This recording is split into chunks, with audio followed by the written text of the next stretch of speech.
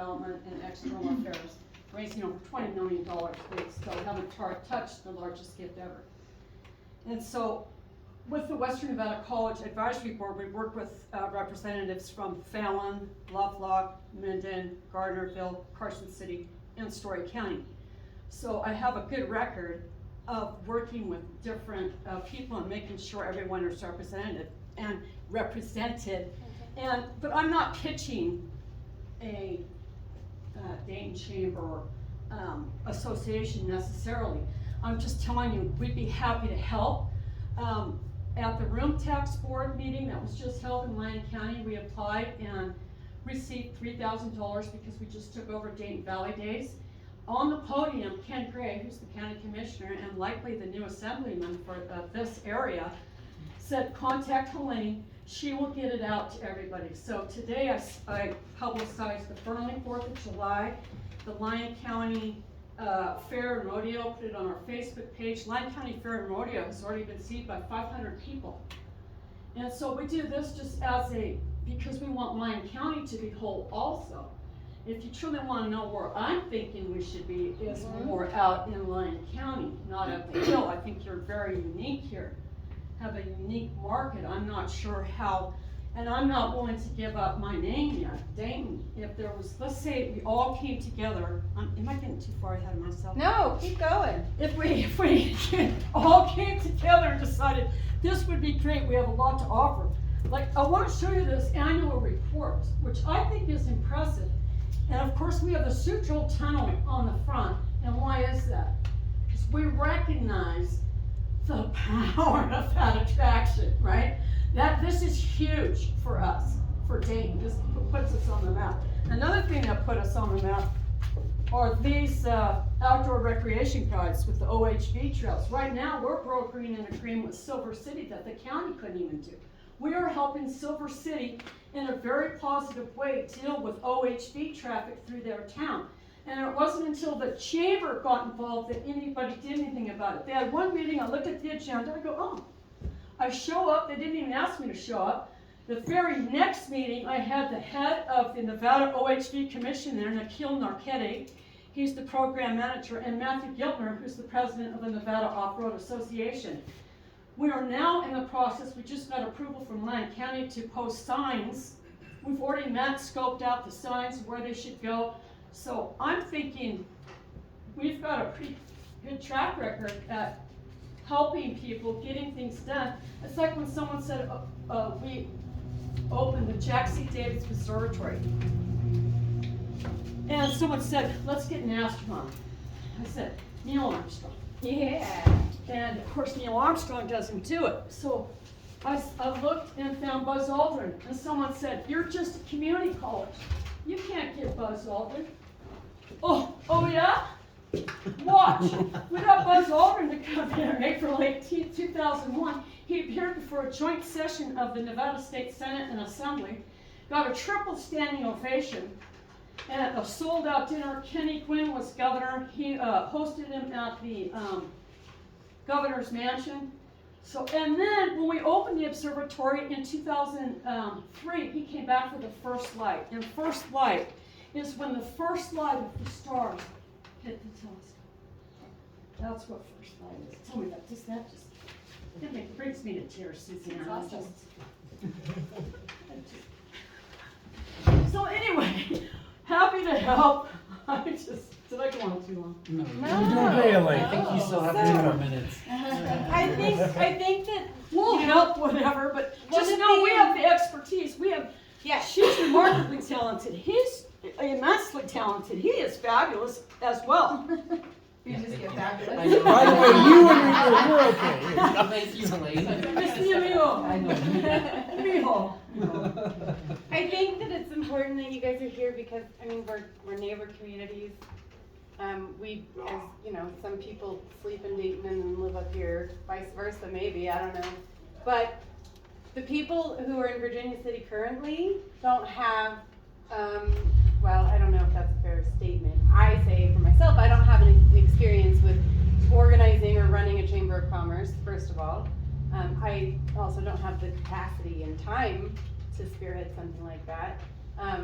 So, you know, the ask for you guys to come up here, and thank you so much, by the way, was to have this conversation. You know, are you guys interested in helping our community kind of, you know, get our feet on the ground beneath us, or would you possibly be interested in expanding? We will take any help you are willing to give, for sure. And thank you again for being up here. I think the biggest problem is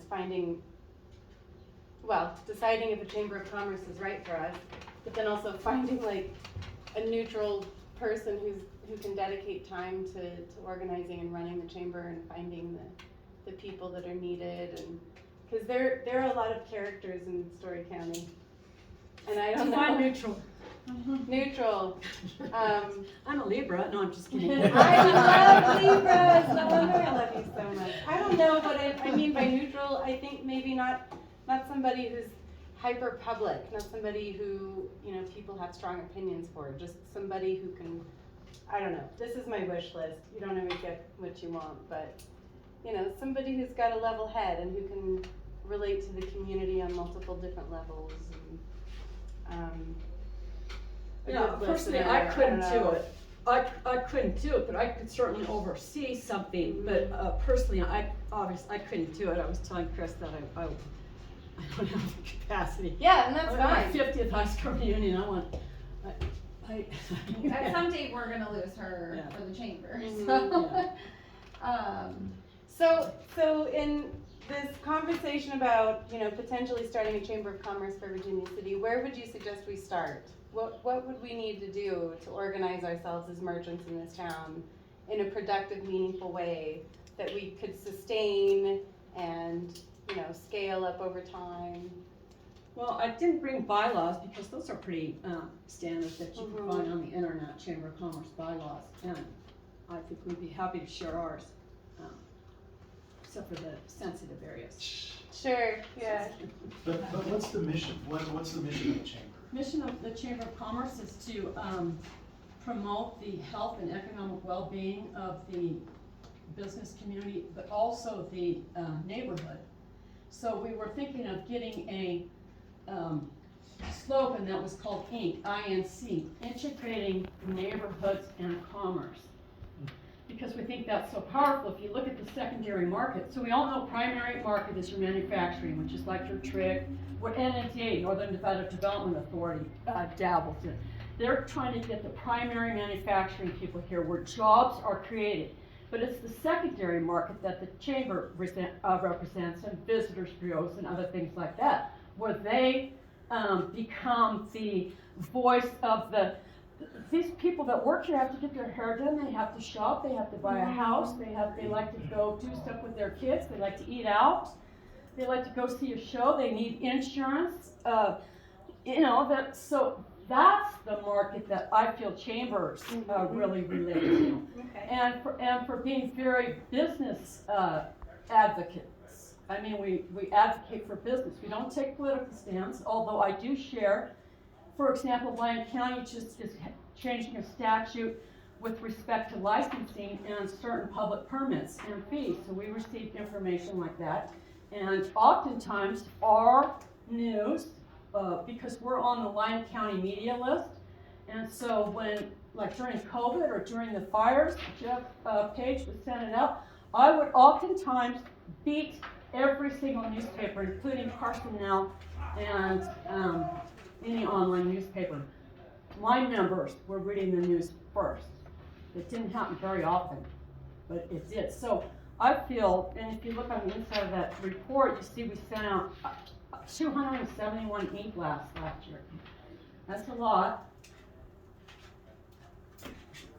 And the e-blasts are keeping everyone connected. So if the Dayton Library is having an event this weekend, or the Senior Center is having an event, or Pizza Hut has a sale, just everything that you can imagine, and it goes into community and business.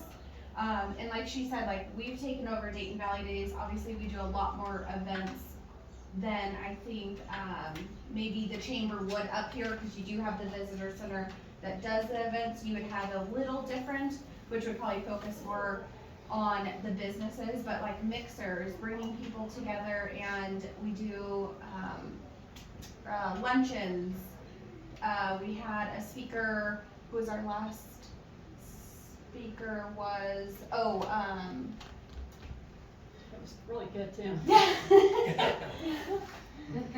yeah, we'll do luncheons, speakers, things like that. The forecast? But for my point of view, though, as for the Dayton Chamber of Commerce, how they helped out Sutro just recently, we had a mixer at the site, and because of that mixer, I've been able to schedule 2 private events. That's going to be very profitable for us. That helped us out incredibly. So those type of things I think are beneficial for the business, but also to connect the businesses to the public, like Lena said, There's community. one example of what you guys are talking about for Dayton. An example of something like that for Virginia City is we have this massive wedding market in this town. I mean, just it's astronomical, but there's absolutely no coordination in this town. There are no wedding plans. It's not there's not like, you know, a brochure that somebody at Piper's can hand out to the bride-to-be to say, okay, here are your photographers, here are your restaurants, here are your, you know what I mean? That alone could be a profitable business, but it would take somebody to organize themselves well enough to be able to know what resources are available and connect the dots. And that's something that I can see the chamber, you know, being beneficial for this community. That's something I can see a chamber doing. Because it's a united, a connected, there's a connection there that it's hard to maintain just as one of the merchants in town. If I went around town and said, okay, I'm gonna collect all the photographers, all the restaurants for this wedding organizer, well, Lexia, you own a restaurant, you know, you're just always gonna pick yourself, you know, I can't do that. It's not nice, I wouldn't do that. But, that's one of the reasons that I think a chamber would be beneficial here. Another thing is, in the past, some of you may know this, I don't know, but we've had Chamber of Commerce in Virginia City before, business associations, years ago. One was successful for a very long time. That was sort of what we call our forebearers, you know, like Angelo Petrini, the godfather of Virginia City. He's a member of the Dayton Chamber. He is, Greg Hess. I adore that man. Right, but they started a chamber, they kept this town alive. It wouldn't be what it is today were it not for these people and this Chamber of Commerce that I'm speaking of. But then over time, people in town changed, Chamber of Commerce didn't work anymore for a while. And so the VCTC was, and I'm leaving a lot of details out, but the VCTC was created as sort of a mechanism to keep the events going, to get people to town. But in that, you know, the connection with the merchants and the community was sort of lost. And I'm not pointing